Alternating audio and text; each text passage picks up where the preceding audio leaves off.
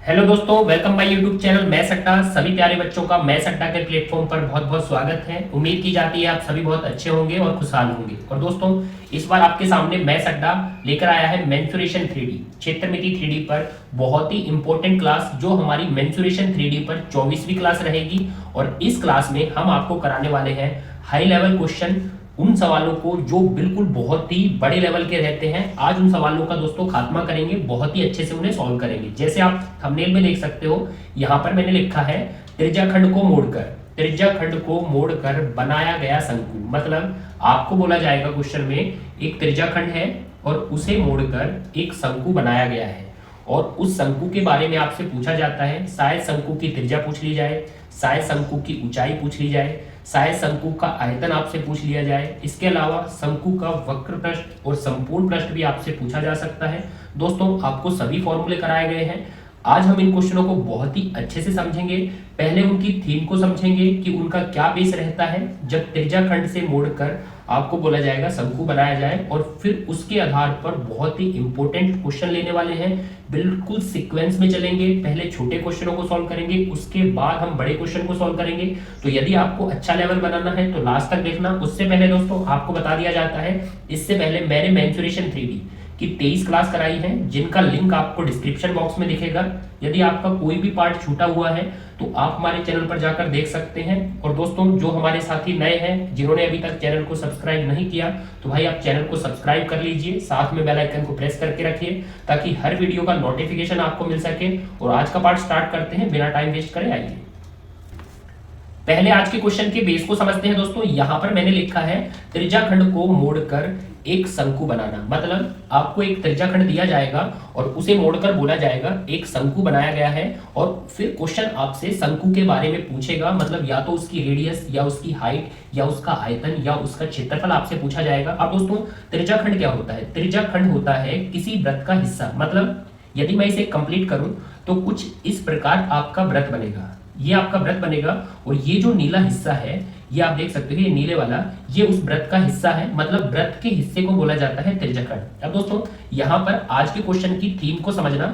यहाँ पर देखिए, आपको ये जो नीला त्रिज्याखंड दिया है, इसे मोड़कर क्या बनाना है? आपको एक शंकु बनाना है। अब दोस्तों, ये आपके त्रिज्याखंड की त्रिज्या है, आप देख सकते हो, ये आपके त्रिज्याखंड की त्रिज्या है, जिसे r से डिनोट करते हैं, रेडियस है। अब दोस्तों, अगर आप इसे मोड़कर शंकु बनाओगे तो मोड़ कुछ इस प्रकार करना पड़ेगा। आपको ये जो त्रिज्या वाले दोनों सिरे हैं, ये दोनों सिरे आपको मिलाने पड़ेंगे, और दोनों सिरों को मिलाकर जब आप शंकु बनाओगे तो आप देख सकते हो, ये जो त्रिज्याखंड की चाप है, जिसे मैं मार्क कर रहा हूं, ये जो त्रिज्याखंड की चाप है, ये आपके शंकु के आधार का परिमाप बनेगा। शंकु के आधार का परिमाप बनेगा, जिसे पहले पॉइंट में लिखा गया है, त्रिज्याखंड की चाप शंकु के आधार का परिमाप बनेगा। मतलब यहां से लेकर ये जो आपके त्रिज्याखंड की चाप है, ये शंकु के आधार का क्या बनेगा? परिमाप बनेगा। मतलब जैसे ही आप इन दोनों सिरों को जोड़ोगे तो ये त्रिज्याखंड की चाप आपके शंकु के आधार का परिमाप बन जाएगी। तो पहला पॉइंट आपको ध्यान रखना है, त्रिज्याखंड की चाप शंकु के आधार का परिमाप बनेगा। अब दोस्तों,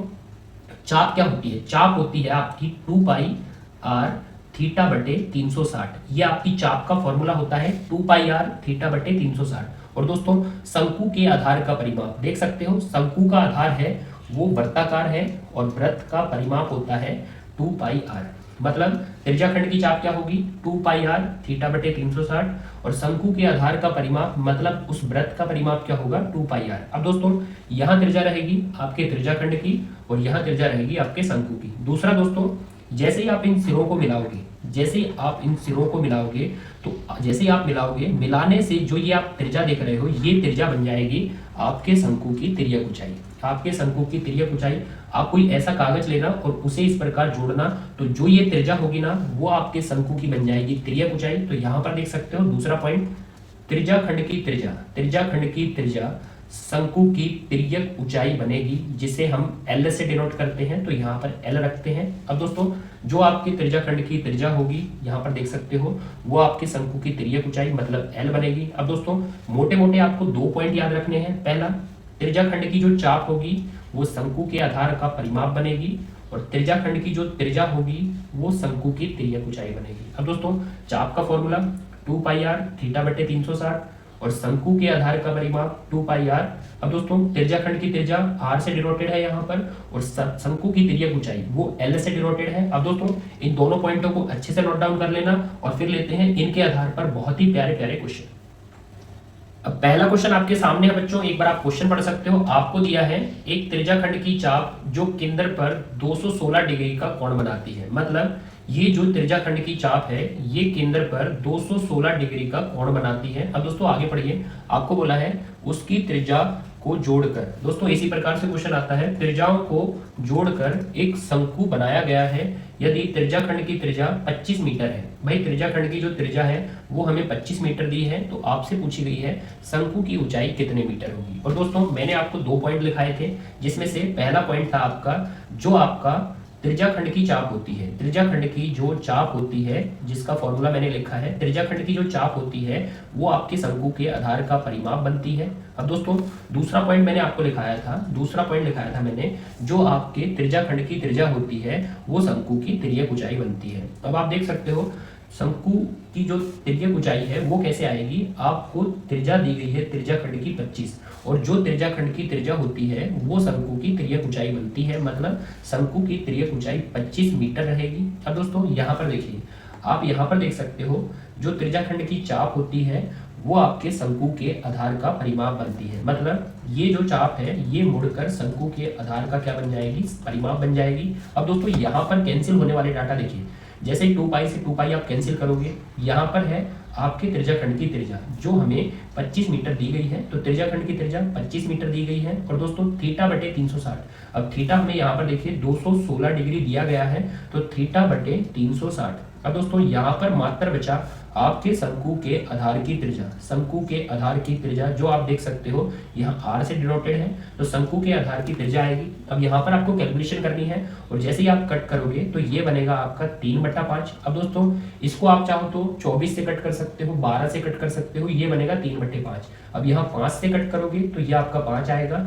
और 5 का 3 में गुणा, 5 का 3 में गुणा, तो त्रिज्या आपकी आएगी 15 मीटर। अब यहाँ पर 15 मीटर आपके शंकु के आधार की त्रिज्या है। अब दोस्तों आपसे पूछा क्या गया है, आपसे पूछा गया है शंकु की ऊंचाई कितने मीटर होगी। मतलब ये जो शंकु की ऊंचाई है ये आपसे पूछी गई है। अब दोस्तों यहाँ पर समकोण त्रिभुज बनता है, आपको पता है, और समकोण त्रिभुज में समकोण त्रिभुज की जोड़ वर्क करेगी, जिसमें से 2 साइड आप देख सकते हो 15, और तिर्यक ऊंचाई मतलब कर्ण आपका 25 है। और आपको 15-25 से याद आया होगा समकोण त्रिभुज की जोड़ 15, 20, 25, जिसमें से आप देख सकते हो 15 आधार है, 25 आपका कर्ण है, तो 20 आपकी ऊंचाई होगी, और वही ऊंचाई हमसे पूछी गई है, इसे मार्क करिए। और दोस्तों क्वेश्चन देख लीजिए कितना प्यारा है, कितना हार्ड लेवल का क्वेश्चन है, और हमने इसको चुटकियों में सॉल्व किया है। बस इतना याद रखिए, जो त्रिज्या खंड की चाप होती है 2 पाई आर थीटा बटे 360, वह शंकु के आधार का परिमाप बनेगी 2 पाई आर, और जो त्रिज्या खंड की त्रिज्या होती है वह शंकु की तिर्यक ऊंचाई बनेगी। तो दोस्तों यहाँ पर 25 और 15 से हमें ऊंचाई 20 मिलेगी, क्योंकि समकोण त्रिभुज की जोड़ है 15, 20, 25।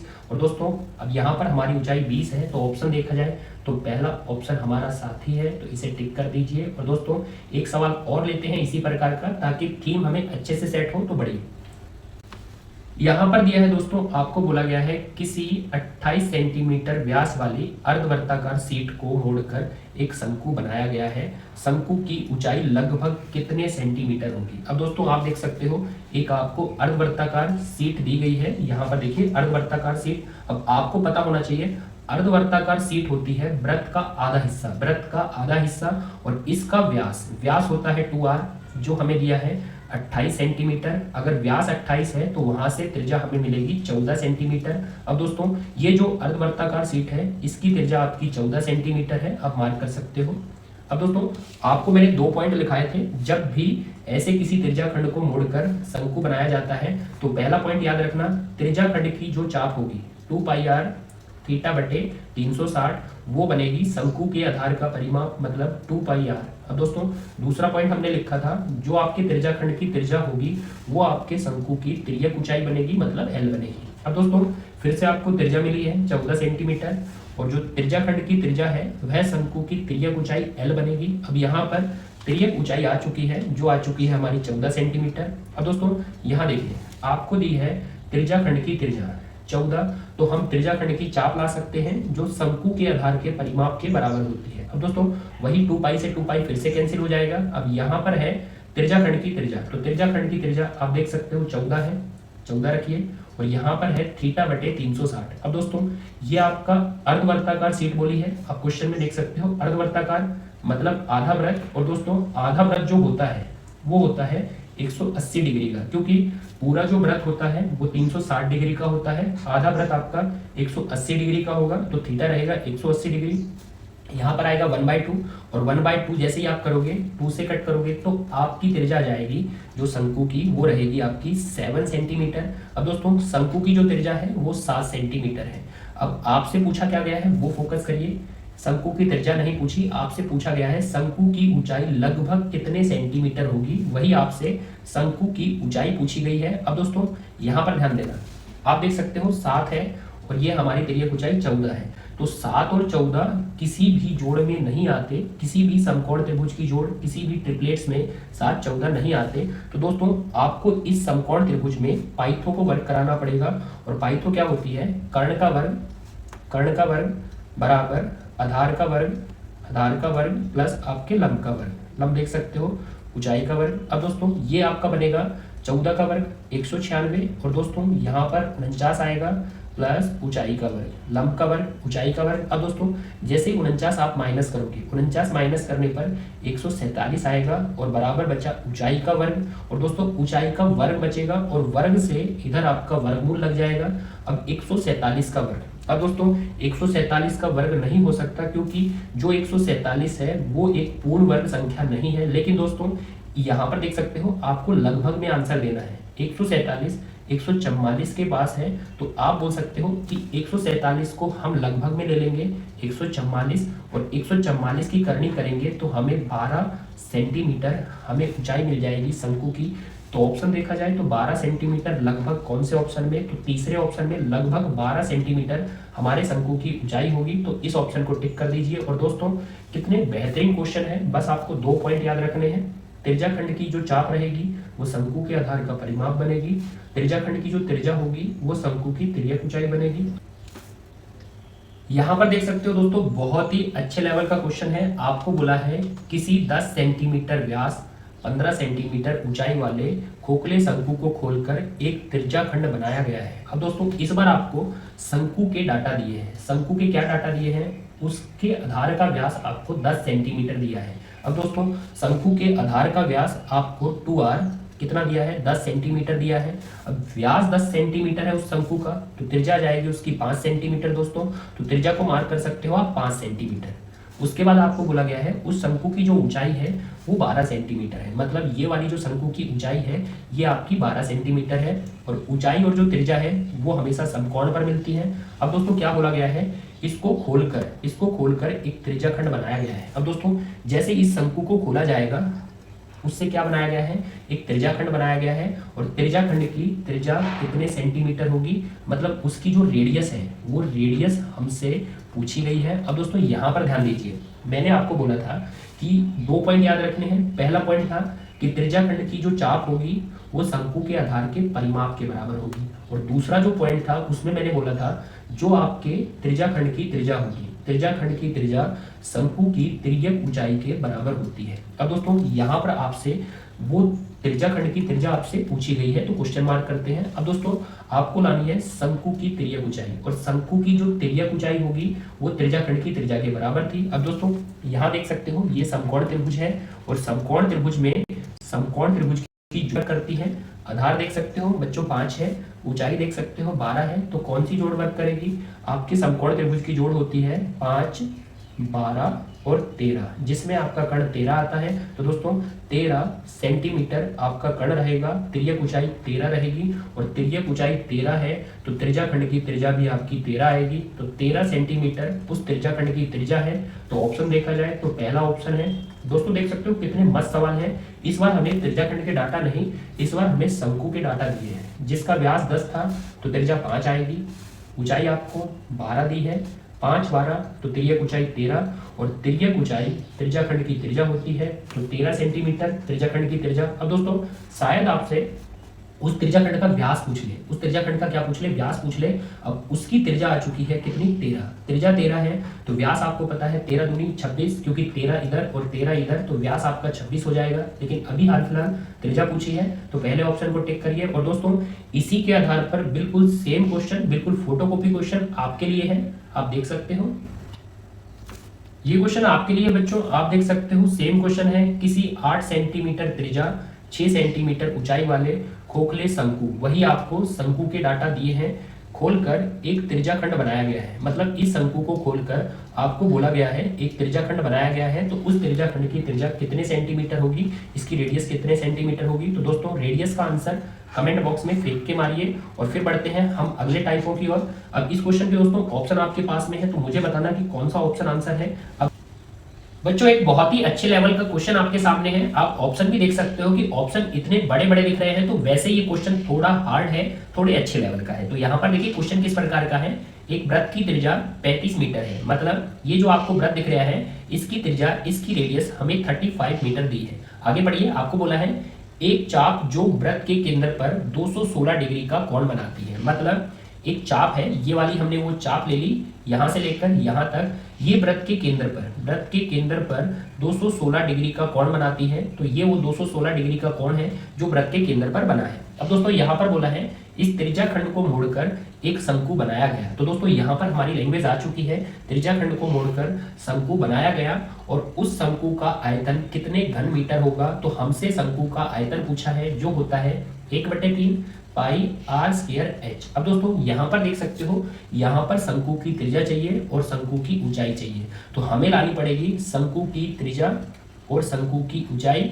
बस हमें फिर डाटा पुट करने हैं और हम बता देंगे शंकु का आयतन। अब दोस्तों मैंने आपको 2 पॉइंट लिखाए थे, जब भी त्रिज्या खंड को मोड़कर शंकु बनाया जाए, तो उसमें पहला पॉइंट था कि जो त्रिज्या खंड की चाप होती है, त्रिज्या खंड की जो चाप होती है, चाप का फॉर्मूला 2 पाई आर θ/360।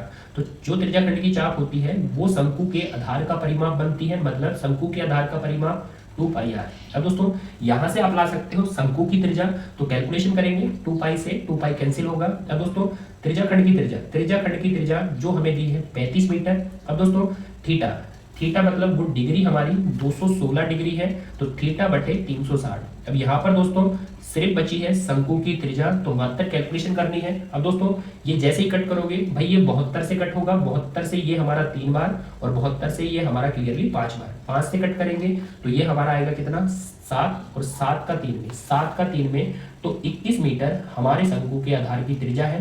तो ये आ चुकी है दोस्तों शंकु के आधार की त्रिज्या 21 मीटर। अब दोस्तों हमें लानी है शंकु की ऊंचाई। अब दोस्तों एक पॉइंट तो हो चुका है, दूसरा पॉइंट क्या था, दूसरा पॉइंट हमारा था जो त्रिज्या खंड की त्रिज्या होती है, जो त्रिज्या खंड की त्रिज्या होती है वो हमारे शंकु की तिर्यक ऊंचाई बनती है। क्योंकि जैसे ही इन सिरों को चिपकाओगे तो ये जो त्रिज्या है ये आपके शंकु की तिर्यक ऊंचाई बनेगी। अब दोस्तों त्रिज्या आपको 35 मीटर दी है, त्रिज्या 35 मीटर है तो आपके शंकु की तिर्यक ऊंचाई भी 35 मीटर बनेगी। तो यहाँ पर लिख सकते हो कि तिर्यक ऊंचाई 35 मीटर है। अब दोस्तों आपको पता है आपको यहाँ पर ऊंचाई चाहिए, तो आपको त्रिज्या और जो तिर्यक ऊंचाई मिली है ये वाली, इनमें रेशियो बनाना पड़ेगा और रेशियो बनाकर आप ला सकते हो शंकु की ऊंचाई। तो दोस्तों 21 और 35 में रेशियो क्या बनेगा, वो बनेगा 3 और 5। भाई जैसे ही आप 7 से कट करोगे तो 7 से कट करने पर हमें मिलेगा यहाँ पर 3 और यहाँ पर हमें 5 मिलेगा। और दोस्तों आपको पता है समकोण त्रिभुज की सबसे छोटी जोड़, सबसे प्यारी जोड़ जो है 3, 4, 5। अब दोस्तों 3 से बना है 21 मतलब 7 गुना, 5 से बना है 35 7 गुना, तो सब 7 गुना, तो ये 4 भी हमारा 7 गुना हो जाएगा, मतलब ऊंचाई 7 गुना करके 28 आ जाएगी। अब दोस्तों यहाँ आ चुकी है हमारे शंकु की ऊंचाई। अब मात्र हमें इस फॉर्मूले में त्रिज्या और ऊंचाई को पुट करना है। अब दोस्तों स्पेस नहीं है, आप नोट कर लेना, ये वाला पॉइंट जिसमें हमने शंकु की त्रिज्या निकाली है, ये वाला पॉइंट जिसमें हमने शंकु की तिर्यक ऊंचाई निकाली है, और त्रिज्या और तिर्यक ऊंचाई से फिर हमने 3, 4, 5 जोड़ को यूज किया है, हम लाए हैं फिर शंकु की ऊंचाई। अब दोस्तों स्पेस बनाने के लिए इसको हटाते हैं। यहाँ पर देखिए अब आपके शंकु का आयतन रहता है, वो रहता है 1/3 पाई आर स्क्वायर एच। अब दोस्तों यहाँ पर रखेंगे पाई का मान 22/7। अब दोस्तों आर स्क्वायर भाई त्रिज्या आ चुकी है हमारी 21, तो आर का स्क्वायर 21 × 21 करेंगे, एच देख सकते हो आप, एच 28 है तो ऊंचाई मात्र 28 रखनी है। अब दोस्तों 7 और 3 21, 21 से 21 हमारा कैंसिल। अब दोस्तों यहाँ आपको मल्टीपल करना है, 28 का हम 21 में करेंगे और 28 का यदि हम 21 में करेंगे तो हमें मिल जाएगा 588। अब दोस्तों ये 588 है, 21 इंटू 28 588, और 588 का 22 में करना है, 588 का 22 में करना है। और जैसे ही 588 का 22 में गुणा करोगे आप ये मल्टीपल बहुत आसानी से कर लेना। यहाँ पर आपको मिलेगा 12936, किस में, घन मीटर में, क्योंकि डाटा मीटर में थे तो आयतन घन मीटर में आएगा। 12936 ढूंढा जाए भाई, ढूंढो ढूंढो ढूंढो कौन से ऑप्शन में है,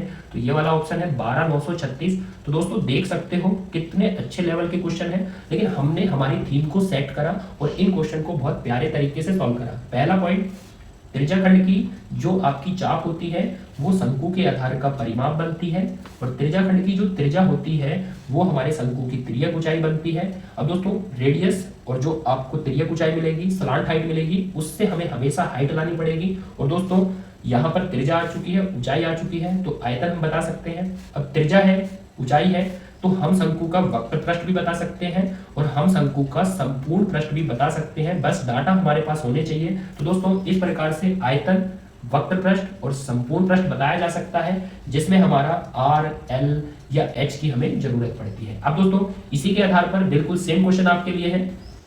क्वेश्चन को आप पढ़ सकते हो बच्चों, आप देख सकते हो यहाँ पर दिया है एक वृत्त की त्रिज्या 10.5 मीटर है। अब दोस्तों पिछले में 35 मीटर दी थी, अब आपको त्रिज्या 10.5 मीटर दी है। एक चाप जो वृत्त के केंद्र पर 120 डिग्री का कोण बनाती है, पिछले में यहाँ 216 डिग्री दिया था, अब यहाँ पर 120 डिग्री दिया है। इस त्रिज्याखंड को मोड़कर एक शंकु बनाया गया है, बिल्कुल सेम लैंग्वेज है। तो शंकु का आयतन कितने घन मीटर होगा, इस बार हमसे शंकु का आयतन पूछा गया है, बिल्कुल सेम है क्वेश्चन दोस्तों। और यहाँ पर आपके साथ ऑप्शन है पाई के रूप में आपको आंसर देना है, मतलब पाई को पाई रखना है। तो कमेंट बॉक्स में इसका आंसर बता देना कि शंकु का आयतन क्या होगा। और दोस्तों आज का मैटर यही समाप्त करते हैं। यदि आज का कंटेंट आपको बेस्ट लगा है, मैंने बहुत ही अच्छे से आपको एक्सप्लेन कराया है, तो एक लाइक बनता है, साथ में वीडियो को शेयर किया करो, अपने दोस्तों तक पहुंचाया करो, क्योंकि दोस्तों यदि आप हमें मोटिवेट करोगे तो इससे बढ़िया कंटेंट बिल्कुल सीरीज से, सीक्वेंस से हर चैप्टर का, हर टॉपिक का आपके सामने रखा जाएगा। बस बने रहिए हमारे साथ। और दोस्तों जो साथी हमारे नए हैं, जिन्होंने अभी तक चैनल को सब्सक्राइब नहीं किया, तो भाई आप चैनल को सब्सक्राइब करके बेल आइकन को प्रेस कर ले, क्योंकि उस घंटे को दबाओगे तभी आपको वीडियो के नोटिफिकेशन मिलेंगे।